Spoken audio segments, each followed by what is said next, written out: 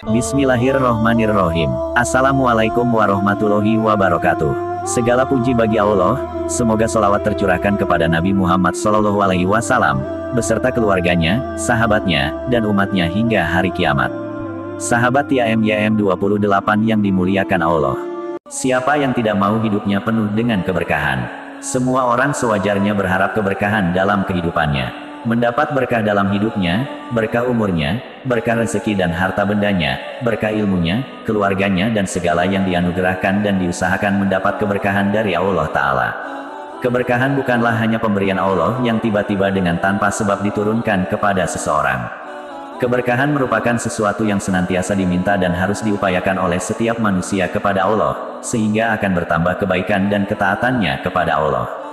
Oleh karena itu, keberkahan itu akan diberikan oleh Allah dengan beberapa sebab. Tahukah sahabat apa yang menjadi penyebab keberkahan yang kita dapati dari Allah? Berikut diantaranya sebab-sebab turunnya keberkahan, yaitu 1. Sebab keimanan dan ketakwaan. Perilaku kita yang mengedepankan iman dan takwa merupakan keniscayaan bagi seluruh kaum muslimin, karena hanya dengan iman dan takwa itulah alam yang begitu luar biasa, yang telah Allah anugerahkan untuk kita ini akan menjadi sahabat dan terus mendatangkan manfaat serta keberkahan Allah Ta'ala. Allah Ta'ala berfirman, jika sekiranya penduduk negeri-negeri itu beriman dan bertakwa, pastilah kami akan melimpahkan kepada mereka berkah dari langit dan bumi. Quran Surah Al-A'raf ayat 96. Imam Nawawi menyebutkan keberkahan dari ayat tersebut adalah tumbuh, berkembang, atau bertambah, dan kebaikan yang berkesinambungan. 2. Sebab istiqomah beramal saleh dan berikhtiar memperbaiki hubungan dengan Tuhan. Setiap amal soleh yang kita lakukan untuk mengharap ridho Allah, pasti akan menuai keberkahan berupa kebaikan, penghidupan yang baik, dan penuh rahmat dari Allah. Sebagaimana yang dijelaskan dalam Al-Quran yang artinya, barang siapa yang mengerjakan amal soleh, baik laki-laki maupun perempuan dalam keadaan beriman, maka sesungguhnya akan kami berikan kepadanya kehidupan yang baik, dan sungguh akan kami beri balasan kepada mereka dengan pahala yang lebih baik dari apa yang telah mereka kerjakan. Quran Surah An-Nahl ayat 97. 3. Sebab mendamaikan saudara muslim dan silaturahim. Hal ini dijelaskan dalam Al-Quran yang artinya, orang-orang beriman itu sesungguhnya bersaudara. Sebab itu damaikanlah, perbaikilah hubungan antara kedua saudaramu itu dan takutlah terhadap Allah, supaya kamu mendapat rahmat. Quran Surah Al-Hujurat ayat 10. Selain itu menyambung silaturahmi merupakan salah satu cara yang dilakukan untuk memperkuat tali persaudaraan di kalangan umat muslim. Kekuatan inilah yang akan memberikan kebaikan di kalangan umat muslim. Bukan hanya itu, ternyata silaturahmi juga akan memberikan keberkahan bagi orang yang melaksanakannya. Hal ini dijelaskan dalam hadits dari Anas bin Malik berkata, aku mendengar Rasulullah SAW bersabda, siapa yang ingin diluaskan rezekinya, atau meninggalkan nama sebagai orang baik setelah kematiannya, hendaklah dia menyambung silaturahmi. Hadis Bukhari nomor 1025. Coba saja kita lakukan, maka persaudaraan yang telah terjalin dengan begitu erat akan membuahkan hasil yang penuh berkah. Jika kita membutuhkan sesuatu akan ada saudara seiman kita yang siap untuk membantu. Bahkan, jika mereka memiliki kelebihan rezeki, maka insya Allah kita pun akan merasakannya dari Allah melalui saudara kita tersebut. Bukan hanya itu, jika kita menjalin silaturahmi hanya karena menggapai ridha Allah, maka dalam hati kita akan tertanam rasa cinta dan kasih sayang. Dengan begitu kebaikan akan selalu disebarluaskan pada saudara-saudara seiman kita. Dari Abu Hurairah, Rasulullah SAW bersabda, siapa yang suka dilapangkan rizkinya dan dipanjangkan umurnya hendaklah dia menyambung silaturahmi. Hadis riwayat Bukhari nomor 5985 dan Muslim nomor 2557. Dalam hadis lainnya yang diriwayatkan dari Abdurrahman ibnu Auf berkata bahwa dia mendengar Rasulullah SAW bersabda, Allah Azza wa Jalla berfirman, aku adalah Ar-Rahman, aku menciptakan rahim dan aku mengambilnya dari namaku. Siapa yang menyambungnya, niscaya aku akan menjaga haknya. Dan siapa yang memutusnya, niscaya aku akan memutus dirinya. Hadis riwayat Ahmad 1 halaman 194, Sahih Layoirihi.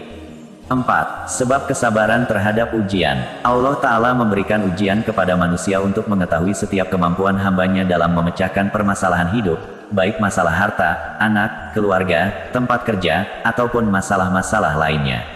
Oleh karena itu, Ketika kita menjalani ujian tersebut dengan sabar dan ikhlas, maka Allah akan memberikan petunjuk, kemudahan dan keberkahan dalam hidupnya.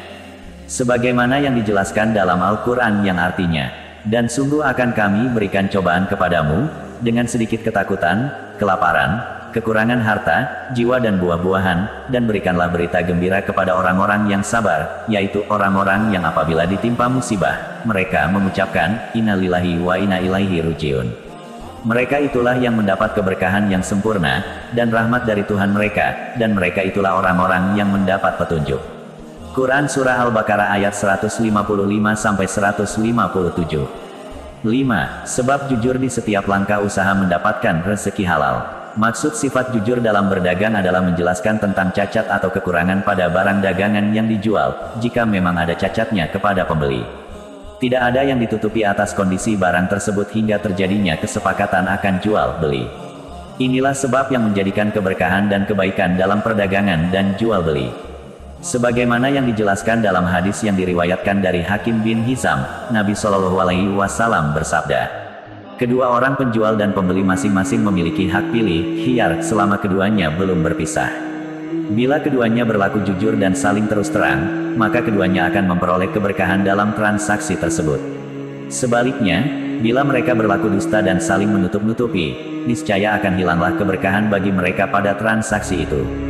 Hadis riwayat Bukhari nomor 1973 dan Muslim nomor 1532. 6. Sebab bangun pagi dan bersemangat mencari rezeki halal. Keberkahan waktu pagi hendaknya tidak diabaikan kaum muslimin. Islam memberi perhatian khusus pada waktu pagi karena merupakan permulaan hari dan dimulainya segala aktivitas. Bahkan Rasulullah Shallallahu Alaihi Wasallam memanjatkan doa khusus bagi umatnya di waktu pagi dan bersemangat dalam melakukan aktivitas pagi hari.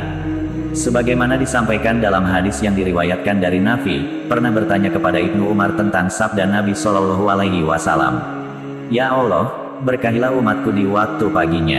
Hadis riwayat Abu Daud nomor 2606 dan Tirmidzi nomor 1212. Dalam hadis lainnya Rasulullah Shallallahu Alaihi Wasallam juga telah bersabda, bangunlah pagi hari untuk mencari rezeki dan kebutuhan-kebutuhanmu. Sesungguhnya pada pagi hari terdapat barokah dan keberuntungan. Hadis riwayat Tabrani dan Al-Bazar. Rezeki itu dibagi-bagi sejak pagi hari, sehingga kita jangan bermalas-malasan untuk bangun sebelum subuh, dimulai dengan sholat qobliyah subuh, sholat subuh berjamaah, dan berzikir, barulah memulai aktivitas pagi kita dengan semangat untuk mendapatkan keberkahan.